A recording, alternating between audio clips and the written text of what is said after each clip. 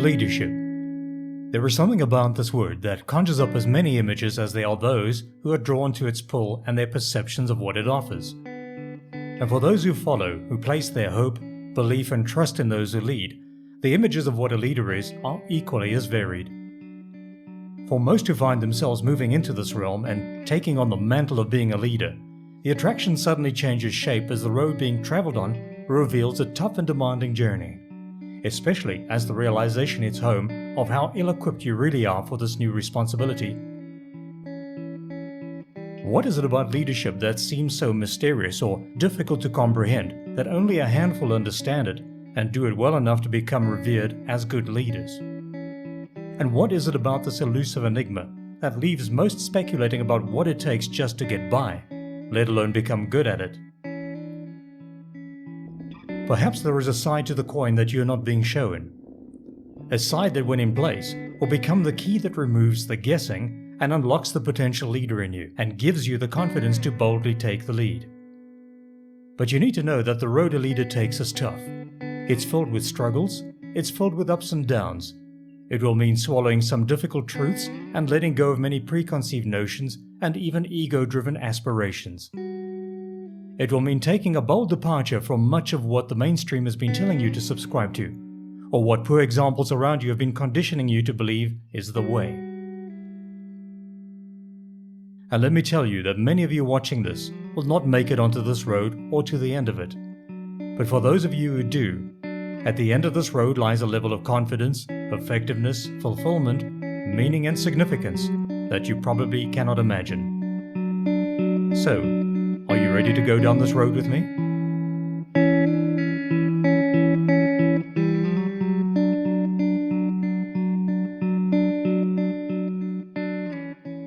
Still with me? Then let's not waste any more time.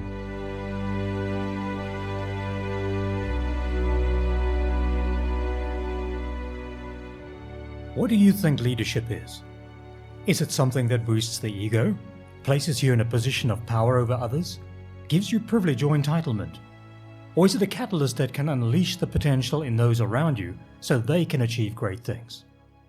Now, what if I told you that most of the viewpoints and motives of those who aspire to be leaders, and also those who choose to follow, is wrong?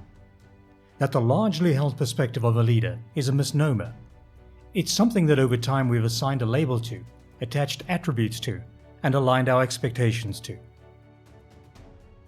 But the label and attributions are misplaced, because the word leader has been loosely used to denote so many things that the essence of what leadership is has become blurred. And what this has done for those moving into or currently in a role that requires leadership is that it has created a very skewed perspective and established a wide array of examples that are unfortunately poor.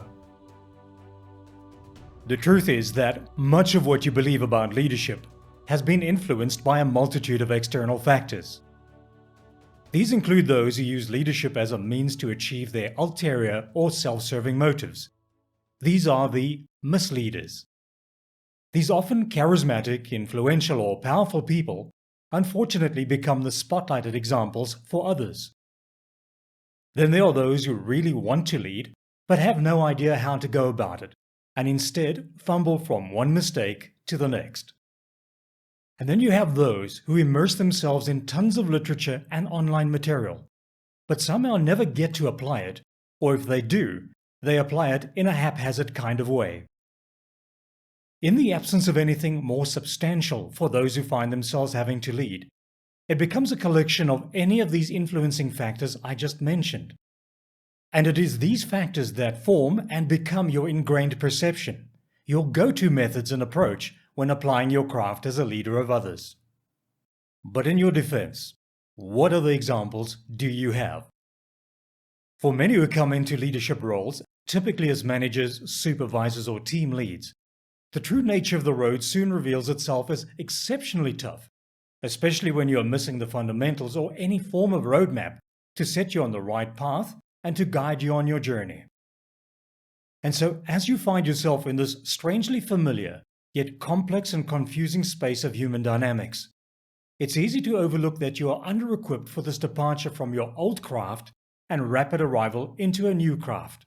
And in this new arena you inhabit, it all too easily becomes a matter of self-preservation. A headspace where you have to lean in, press on, and suck up the pressure and stress, and where you find yourself moving forward by adopting any approach you believe will get results for you, because your preservation depends on it.